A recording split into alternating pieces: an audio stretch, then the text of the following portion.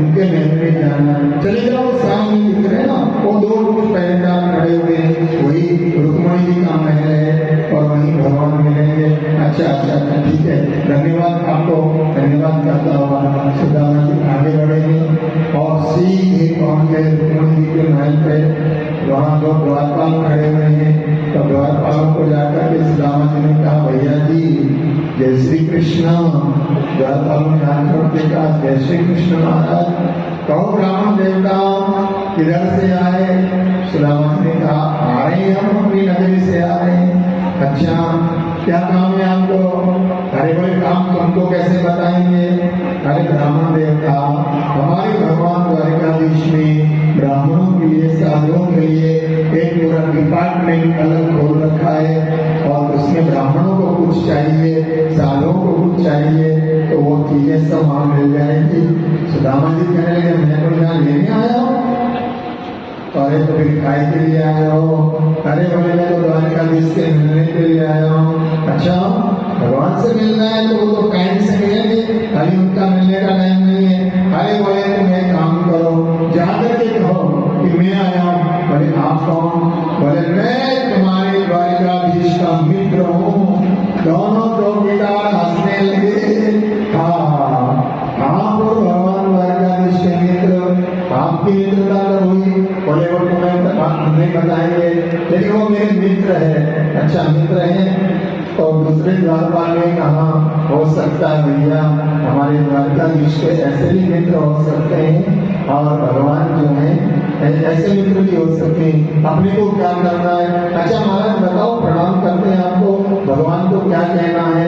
बोले भगवान द्वारकाधीश को जाकर के कहो कि दरवाजे पर एक ब्राह्मण आए हैं और उनका नाम सुदामा। अच्छा अच्छा सुदामा है, मैं जाता हूँ। एक द्वारपाल चल पड़ा है और सीधा आया है और आकर के भगवान द्वारकाधीश के सामने कहा, द्वारकाधीश आपकी जय हो। भगवान ने पूछा, कहो द्वारपाल क्या बात है? बोले दरवाजे पर एक ब्राह्मण आए। भगवान ने कहा, ब्राह्मण आए उनको आदर करो, सत्कार करो, दान विभाग में ले जाओ, जो चाहिए वो दिलवाओ। अरे नहीं महाराज, वो लेने के लिए मना करते हैं। क्या कैसा है वो ब्राह्मण? बोले महाराज क्या बताऊं, किसी से पगार जगा और जान को आए बसे, माथे पर पगड़ी नहीं है और शरीर पर कुर्ता नहीं है और धोती फटी सी नंगी दुपट्टी और पान को नहीं सा, कुर्ता तो पहना ही नहीं है और धोती पहनी है वो भी फटी हुई है और पाँव में जूते भी नहीं है और महाराज दूल्हा पतला सा, हड्डियां उसकी दिखाई दे रही है और आपके महलों को देख करके और बड़ा आश्चर्यचकित हो रहा है और आपके भवन के बारे में पूछ रहा है और आपका मित्र बता रहा है कि मैं द्वारकाधीश का मित्र हूँ। अच्छा ब्राह्मण है और मेरा मित्र कह रहा है, उसने कुछ नाम बताया? बोले हाँ महाराज, पूजत दीन दयाल नाम बतावत आपन नाम सुदामा बताया और जैसे सुदामा सुना भगवान दौड़ पड़े हैं, मेरा सुदामा आया है, मेरा प्यारा आया है, मेरा दुलारा आया है, मेरा प्यारा आया है। और भगवान ने सुदामा को अपने हृदय से लगा लिया। देवताओं पुष्पों की दृष्टि करके और जय कार करके काल बजा करके आपकी सुदामा जी का स्वागत करके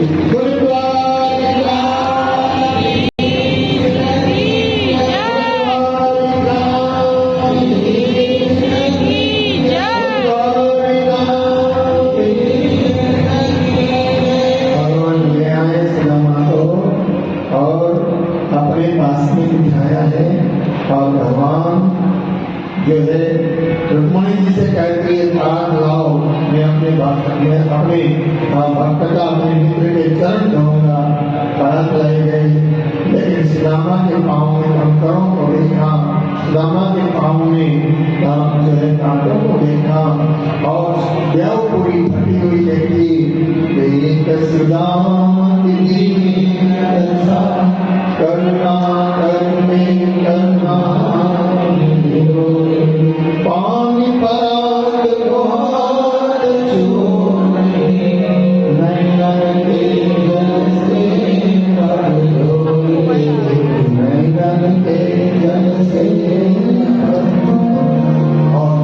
प्रक्षालन के बाद भगवान सुदामा के पास जाकर के बैठ गए हैं और अब भगवान सुदामा से पूछ रहे हैं, कहो मित्र कैसे हो?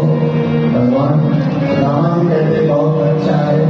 अच्छा, तुम्हारी शादी हो गई? सुदामा ने कहा हो गई। तो बोले कैसी है पत्नी? बोले बहुत अच्छी है। लड़ती तो नहीं है ना? बिल्कुल नहीं लड़ती है। और बच्चे? बोले कन्हैया वो भी तेरी कृपा है, लाइन लगी हुई है बच्चों की। अच्छा अच्छा। अब सुदामा एक बात बता, तू करता क्या है? अब सुदामा जी ने सोचा क्या जवाब दूं, लेकिन हाथ में माला थी। कहा कन्हैया तेरा स्मरण करने का काम करता हूँ। सुदामा ने कहा तू मेरे बारे में पूछ रहा है, तेरे बारे में भी तो बता, तेरी शादी हो गई क्या? भगवान ने रुक्मणी जी को कहा चलो प्रणाम करो।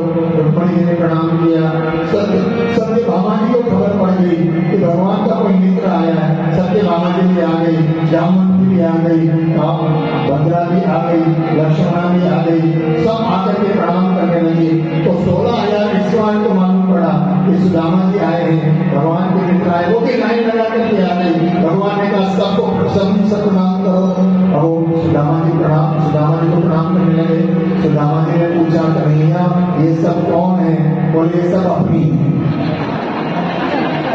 सबको आशीर्वाद देना कठिन है। कन्हैया मैं तुझे आशीर्वाद दे देता हूँ। आशीर्वाद दिया।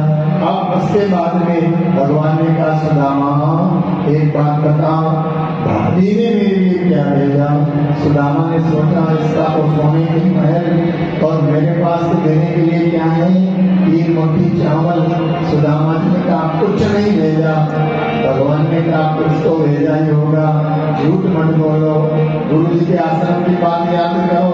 सुदामा जी ने सोचा अभी जितने कंकर होने वाले हैं, लेकिन सुदामा जी ने कहा नहीं कुछ नहीं भेजा। तो भगवान ने कहा देखो गुरु जी के आश्रम में रहते थे, अपन जब सो जाते थे तो तुम क्या करते थे? बोले क्या करते थे? भगवान खड़े हो गए और खड़े होकर के और सुदामा के बाजू में गिरगिरी करने लगे। और जैसे गिरगिरी करी चावल की मोटी गिर जाती है और भगवान ने चावल की मोटी खोली। 1 मुट्ठी चावल खाया, 2 मुट्ठी चावल खाया, तीसरी मुट्ठी खाने के लिए गए। दौड़ करके रुक्मणी जी ने हाथ पकड़ लिया। महाराज क्या कर रहे हो? 2 मुट्ठी में सब कुछ दे दिया, तीसरी मुट्ठी दे खा करके क्या कोई सुदामा बनने की इच्छा है? और अब भगवान वो चिट्ठी पढ़ने लगे। चिट्ठी में क्या लिखा था मालूम है? भगवान चिट्ठी पढ़ रहे हैं, 1 मास में 2 दिन और मेरे घर सब 1 मास में 2 दिन मेरे घर सब दीन बंधु कृपा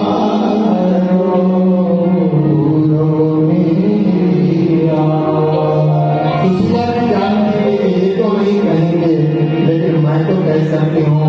बोले महाराज 1 महीने में 2 दिन एकादशी आती है, लेकिन मेरे घर में तो पूरा महीना एकादशी होती है। हे दीन बंधु, हे द्वारिकाधीश, मेरी इच्छा तो पूरी करो। तो भगवान ने किसी के पीछे जवाब नहीं दिया। और आगे भी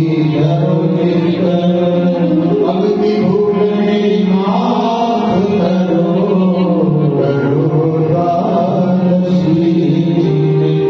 अब जो हो गया सो हो गया। अब तो एकादशी नहीं करना है, अब तो रोज द्वादशी करना है। और द्वादशी के दिन क्या होता है सबको मालूम है। हाँ, एकादशी के दिन व्रत होता है तो द्वादशी के दिन खीर बनती है, हलवा बनता है। और अब सुदामा जी को भगवान ने विदा दी है और सुदामा जी भगवान से विदा लेकर के चले हैं। लेकिन प्रत्यक्ष में तो भगवान ने कुछ नहीं दिया। लेकिन क्या हुआ? सुदामा जी सोच रहे हैं चलो कुछ नहीं दिया तो ये उनकी कृपा है। और सुदामा जी जो है चल पड़े। लेकिन जैसे ही सुदामा जी पहुंचे हैं कहाँ? अपनी नगरी में पहुंचे हैं। तो सुदामा जी जब अपनी नगरी में पहुंचे तो वहां क्या देखा? बड़ा झोपड़ी की जगह पर बड़ा सुंदर महल खड़ा